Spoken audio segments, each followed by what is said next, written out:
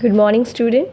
Today we will learn what is chromosome and afterward we will see the structure of DNA. In previous chapters or in previous standards you have already learned that cell contain nucleus.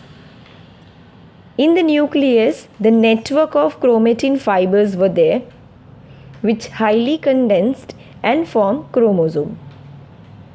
So these chromosomes are the self-reproducing, highly compact, rod-shaped, deeply staining structure.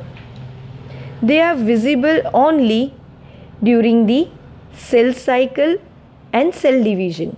It means during mitosis and meiosis.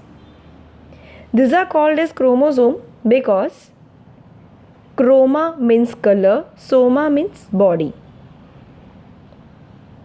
Because they have affinity for the basic dye. So that's why it was known as chromosome. First time, the German scientist Walter Fleming in 1882, he has identified chromosome into the salamander larvae.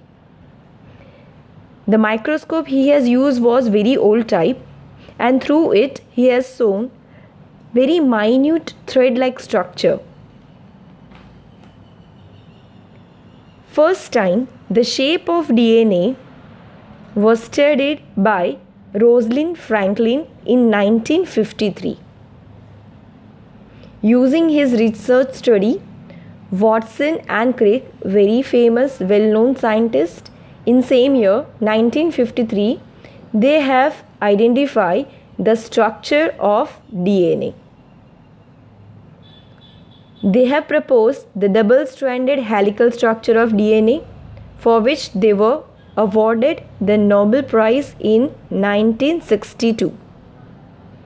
Here you can see the single-stranded structure which is called RNA and the double-stranded structure which is called DNA. Both are considered as a genetic material.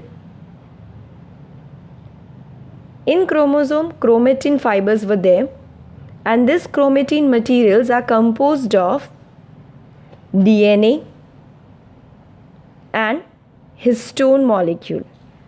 Here you can see this is DNA and these rounded structures are called as histone protein. First we will see what is the structure of DNA.